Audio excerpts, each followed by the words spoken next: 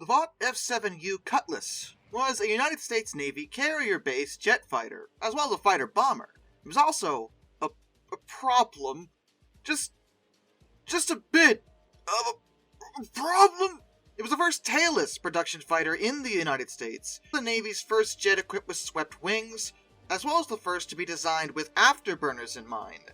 So there were a lot of cool additions going into this craft, but given it was an ambitious project, it resulted in some difficulties. Naval aviators nicknamed it the Gutless Cutlass or the Ensign Eliminator, mostly because of its astonishing accident record that was high. Very, very high. They actually had the highest accident rate of all Navy swept-wing fighters, in a study conducted by Chance Vought themselves in 1957. Accidents that involved the Cutlass also had a habit of being way worse than other aircraft, and by the end of their short career, they had managed to kill 4 test pilots and 21 US Navy pilots. So, yeah, not really a solid showing. There were a lot of reasons for the Cutlass's problems, but in terms of the way they were supposed to work, they had a crew of 1, a length of 41 feet 3.5 inches, a wingspan of 39 feet 8 inches when the wings were open, but their wings could fold, bringing them down to 22.3 feet so they could be stored more effectively on carriers. Their maximum takeoff weight was 31,643 pounds, and most of them used 2 Westinghouse J46 afterburning turbojet engines, which could deliver 4,600 pounds of force dry and 6,000 pounds of force with the afterburners enabled.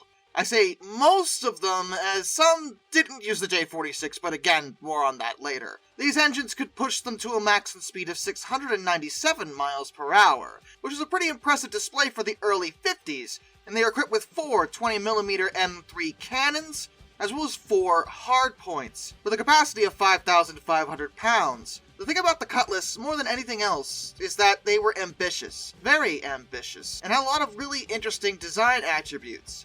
But because of that, there were a lot more kinks to work out. Many of those would never be. Development on the Cutlass was started in response to a competition organized by the United States Navy. They were looking for a new carrier-capable day fighter, and the whole thing was actually launched before the end of World War II, though just barely, June 1st, 1945. The requirements were that the aircraft needed to fly at speeds up to 600 miles per hour, as well as altitudes of up to 40,000 feet. Vaught's response was considered a relatively radical design for the time. As stated, it was a very unconventional tailless configuration, a design choice that was influenced by aerodynamic data obtained by the German Arado and Messerschmitt companies. Vought denied their influence at the time, but no, they took a lot of data from the Germans. More specifically, a former Messerschmitt AG senior designer, Waldemar Voigt, who had supervised the development of many experimental jet fighters for Germany during World War II, contributed directly to the design of the Cutlass. The plane also wound up being the last aircraft designed by Rex Beisel, who not only was responsible for the first fighter ever designed specifically for the US Navy, the Curtiss TS-1, but he had also designed the Corsair, which most of you are probably already familiar with. Vaught's submission was designated number V346, and later received the official designation of F7U, when it was announced that Vought had actually won. The reason for Vaught's selection was that, while it was very unconventional, not only did they think it posed an acceptable level of risk, but incredibly, Vaught's submission was actually less radical than a lot of the other competing submissions. In June of 1946, an initial order for 3 F7U-1 prototypes, which were to be powered by Westinghouse J34 turbojet engines, was issued, and construction took place at Vaught's plant in Stratford, Connecticut. The first prototype took to the skies on September 29, 1948, and she was piloted by Vaught's chief test pilot J. Robert Baker. It was also about this time that the Navy announced the aircraft would be nicknamed Cutlass, and during flight testing, one of the prototypes managed to hit a maximum speed of 625 miles per hour. And while Vought did receive a contract to manufacture 88 F7U-2 Cutlasses for the Navy in September of 1949, testing, development, and production didn't go very smoothly at all. First of all, none of the original 14 F7U-1s that were constructed between 1950 and 1952 were approved for any squadron service, the Navy favoring the updated model. But interestingly, the Dash 2 would never even make it to service either. They would move on to the F7U-3, which did incorporate a lot of refinements that came out of flight tests of the Dash 1, but still had a lot of problems. For one thing, initially the Cutlass was supposed to use the Westinghouse J34 engines, but that was a bad idea. Not because the J34s necessarily didn't work, they were no more unreliable than the vast majority of available jet engines at the time, but they were considered underpowered. In the end, most of the Dash 3s were given the Westinghouse J46 engine instead, and that did give them better thrust, but they still weren't necessarily great. The Navy almost canceled the entire project, but because of the J40 project, which I've mentioned multiple times in the past, they had no choice but to continue pursuing the Cutlass. The J40 held back a lot of other planes that were being produced for the Navy, including both the Demon and the Skyray. Because of delays involving that stupid engine, the Navy had no solid alternative readily to take the place of the Cutlass, so they had to continue with development, even though testing was showing that there were some issues that they really needed to focus on. On July 7th, 1950, Vought test pilot Paul Thayer had to eject from his burning prototype directly in front of an airshow crowd, and Vought repeatedly expressed dissatisfaction with the J34 engine they were still fiddling with at the time. Even when the improved Dash 3 performed its maiden flight, there were notable issues. Test pilot Wally Schirra, who would later go on to be an astronaut, wrote in his own autobiography that he considered the Cutlass to be accident-prone and a widowmaker.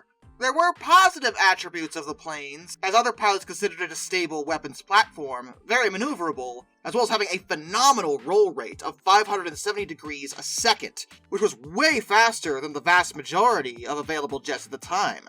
But for every positive, there was an equal negative. The Cutlass had really questionable stall characteristics. They apparently gyrated after experiencing a stall. Another test pilot ran into this problem, and right before ejecting, his Cutlass actually self-corrected herself, so he was able to land the plane. Further research involving wind tunnel testing showed that the standard recovery procedures for stalls that apply to literally every other aircraft didn't apply to the Cutlass.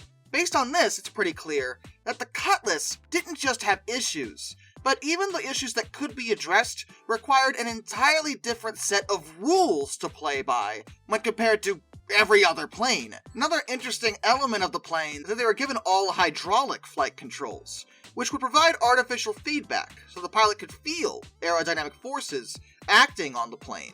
But the hydraulic system operated at 3,000 psi, which was twice that of other Navy aircraft. The system was not ready for frontline service and experienced huge problems. And part of that was Vaught's fault. They had utilized components that were rated for lower pressure hydraulic systems, which, no, they weren't meant for the 3,000 psi. Another fun issue involved flameouts, which the engines like to do a lot for a whole number of reasons, though one of them was discovered by John Glenn, who's also an astronaut, go figure. You probably heard his name before. He found the muzzle blast from the 20mm cannons had a habit of causing flameouts, which was bad. You really didn't want to have a flameout in the middle of shooting your guns. Admittedly, that specific cause for flameouts was solved when the guns were fitted with what was in effect a muzzle brake or a recoil compensator. Basically, it diverted the muzzle blast away from the jet intakes, so that was no longer really an issue, but there were other problems. The nose gears were very tall and had a habit of failing, which could potentially cause spinal injuries if they failed during landing. Oh yeah, and 16 of the Dash 3s used the J35, and those were known to flame out in rain. And you know, I feel like that's just something that should be solved at some point. Very few squadrons would actually make deployments with the Cutlass. Most would beach them ashore during part of their cruises due to operational difficulties. Despite being designed for carrier duties, the Cutlass didn't like the carriers at all. They didn't get along. And that's not to mention the Cutlass's use with the Blue Angels, the Navy Flight Demonstration Squadron, the naval equivalent of the Thunderbirds for the United States Air Force. As you can imagine, since these are demonstration teams and do a variety of awesome wicked stunts, only the best pilots get to fly with them, and indeed the Blue Angels did utilize two F7U-1 Cutlasses, numbers 124426 and 124427. But this was just as a side demonstration during their 1953 show season. They were not used for the main squadron, but it was in an effort to promote the new aircraft. However, it was quickly found that the planes were just awful. Both the Blue Angels pilots and ground crews hated the things, to the point they didn't even want to fly them at all, but there were political pressures at the time pushing the Navy to adopt the Cutlass. And reluctantly, the squadron still took them into the air, but not without serious bad effect. Listed among the failures were landing gear issues, hydraulic failures, engine fires while in the air, and on at least one occasion, one of the landing gear doors on a Cutlass fell. Fell off while the plane was flying. Entirely, just detached. What? And it landed on a spectator grandstand, which could have been horrific, but it actually didn't manage to hit anyone. It was dumb luck, but yeah, that happened. During the Blue Angels' first airshow appearance in 1953, pilot Lieutenant Edward Whitey Theitner, who was also the former program manager for the F7U, experienced a total loss of hydraulics on a full afterburner takeoff, as well as a steep climb.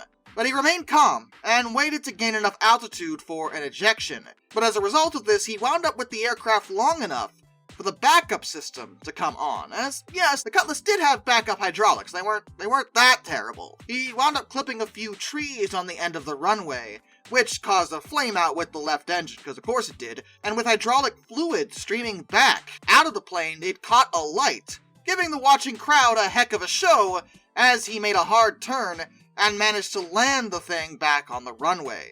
Onlookers loved it because it probably looked awesome, to be fair, but that is not what was supposed to happen at all. Later, while the squadron was simply traveling to another air show at Naval Air Station Glenview in Chicago, Illinois, another pilot, Lieutenant Harding McKnight, experienced a random engine flameout on his own Cutlass, which forced him to make an emergency landing at NAS Glenview. Theitner was with him, and he was redirected to make his own landing at Chicago's former Orchard Air Park, which at the time had only recently been expanded and renamed to what you probably know of it as now, O'Hare. The runway was just finished and covered with peach baskets to prevent aircraft from actually landing until it was ready to open. Theitner was told to ignore the baskets, and he landed on the new runway. Though through a stunning display of random chance and ineptitude, Theitner's F7U Cutlass wound up becoming the first aircraft to land on the new runway for Chicago's O'Hare International Airport. The more you know. Following both these incidents, the two Cutlasses were deemed unsuitable for demonstration flying, which was a really polite way of saying they were hot garbage, and they were flown to Naval Air Station Memphis, Tennessee, where they were abandoned to become aircraft maintenance instructional airframes instead for the Naval Technical Training Center. All this combined meant that the Navy had to do something about the Cutlass. They could not tolerate it anymore. The poor safety record caused Vice Admiral Harold M. Martin, who was the air commander of the United States Pacific Fleet, to immediately replace the Cutlass with the Grumman Cougar. An outstanding order for 250 of the ground attack variant of the Cutlass was cancelled, and the aircraft would officially be retired March 2nd, 1959. Surplus planes would later be donated to various municipalities and schools for display in an effort to promote aviation. That may seem like an odd choice, but let's be fair about this. For all their problems, for all the people they got killed, the Cutlass looked pretty cool, and I think that was their thought. The legacy of the Cutlass is one of, well, mostly misfortune. I do think most of their problems had to do with the unknown. There were a lot of aspects about them that had to be ironed out, and a lot of flight characteristics that were only applicable to them. This meant that a lot of pilots just had no idea what they were working with, and probably went in expecting the planes to respond a certain way, but no. This is Cutlass's game, not yours. And you will play by its rules, and no one else's. And the Cutlass went against the grain in many aspects. It caused a lot of accidents, got a lot of people killed, though if it's any consolation, 7 of the F7U-3s survive into preservation. So you can go see them at various museums all across America. It's not a lot, but it's better than nothing. And with that, a special thank you to all my underwater train finders, Some Dude 267, Orange Glass, Benjamin Owens, Anzac A1, Arthur Roy, Brian, Jack Carson's Rural Videos, Lord R444, A Person 723, Royal Hudson 2860, Iserfer 1405, Charles Kwiatkowski, Matt Weaver, Tom Redlion, NS Productions 8104, Wheeljack 8401, Rescues Greyhounds, The Baxter, Caleb Crosswhite, Andrew Bowen, Josh Johnson, Caleb Rainwaters, Prez Drenton, Master of None, Travis Solinsky, Jared Brussel, Joshua Long, Tommy Rossini, Ben McCullough, Panzer Kitson 131-232, Mark Holding, G Wiz, Mr. Terevel, Liam Wright, Hayden DeGrow, Metal for Life Guy, Hannah Bird, No, Eric Hutton, Williard Conklin, Kurt Forkham, Ohio Trucker 1, Mitchell Cole, Mr. Sleepy, Dr. Racer 78, and of course, my dad. Till next time, this is Darkness, and I bid you all a fond farewell.